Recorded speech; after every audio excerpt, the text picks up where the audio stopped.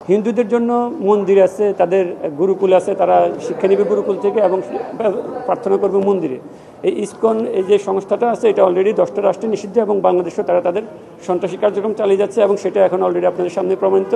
তারা কোর্টের কোনো আদেশ মানে না, তারা ইন্ডিয়ার যে প্রোপাগান্ডা ছিল সেগুলো বাস্তবায়ন করার। ইন্ডিয়া যে অযাচিতভাবে বাংলাদেশের পররাষ্ট্র মন্ত্রণালয়ের কাছে একটা বিবৃতি পাঠালো যে তারা উনার জামিন চায়, উনাদের ইন্ডিয়াতে 3জন মুসলমান মসজিদ রক্ষাকে হত্যা হলো, সে ব্যাপারে তাদের কোনো বিবৃতি নেই। স্বর্ণা দাসকে বর্ডারে হত্যা করা হলো, সে ব্যাপারে তাদের কোনো বিবৃতি নেই। বাংলাদেশের নিপুণ রায়কে পুলিশ পিটিয়ে মাথা ফাটিয়ে দিল, গয়েশ্বরচন্দ্র রায়কে জেলে নিল, আমাদের নিতাই কুমার রায় রানের সিনিয়র উনাদেরকে জেলে নিল, তখন তাদের কোনো বিবৃতি নেই।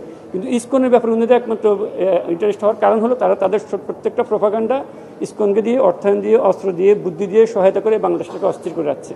তারা চাচ্ছে এই দেশে যদি আপনার এই যে হায়দ্রাবাদ অথবা সিকিমের মতো যদি একটা রাষ্ট্র তারা প্রতিষ্ঠা করতে পারে, এই দেশে যদি দাঙ্গা লাগাতে পারে, তাহলে তারা খুব সহজে বাংলাদেশটাকে দখল করে নিতে পারবে। কারণ তাদের অতীত ইতিহাস হচ্ছে হায়দ্রাবাদকে দাঙ্গা লাগিয়ে দখল করা, তাদের অতীত ইতিহাস হচ্ছে সিকিমকে তারা দাঙ্গা লাগিয়ে দখল করে নিয়েছে।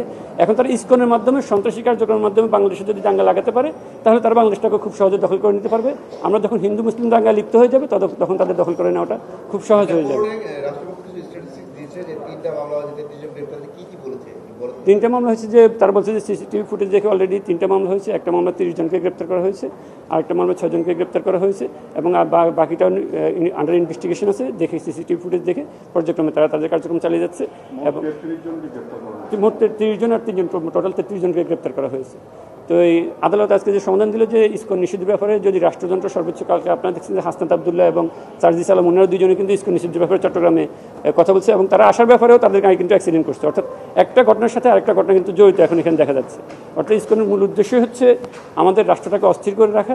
এখন আমিও যেভাবে কথা বলতেছি বিকাল পর্যন্ত আমিও নিরাপদ থাকবো না, এটাও কিন্তু আসলে এখন বাবার সময় হয়ে গেছে। কারণ কালকে যেহেতু তারা চট্টগ্রাম ইসকনের বিরুদ্ধে কথা, কোর্ট খুব সুন্দর সমাধান দিয়েছে এবং কোর্টের আদালতের আদেশে আমরা খুবই সন্তুষ্ট। কোর্ট বলছে যে যেহেতু রাষ্ট্রযন্ত্র এখানে সর্বোচ্চ চেষ্টা দিয়ে তাদের আইনশৃঙ্খলা পরিস্থিতি নিয়ন্ত্রণে রাখছে, এটা আসলে ধন্যবাদ পাওয়ার যোগ্য। এবং যেহেতু রাষ্ট্রযন্ত্র দেখতেছে, সংবিধানের কথা বলছি, সংবিধান রক্ষার জন্য যে আমাদের সকলের দায়িত্ব, যে আমাদের জনগণ থেকে, কোর্ট থেকে, আইনজীবী থেকে সকলের দায়িত্ব, সেই সাংবিধানিক দায়িত্ব রাষ্ট্রযন্ত্র খুব ভালোভাবে দায়িত্ব পালন করতেছে।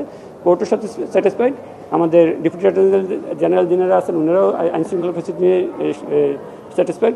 আমিও কোর্টের আদেশ যেটা আজকে পেয়েছি যে রাষ্ট্রযন্ত্র আদেশটা ছিল যে ইসকন নিষিদ্ধ এবং আইনশৃঙ্খলা পরিস্থিতি নিয়ন্ত্রণ করার ব্যাপার, এটা উনি যেহেতু নিয়ন্ত্রণে আছে, এটা উনি রাষ্ট্রযন্ত্র উপরে ছেড়ে দিয়েছে।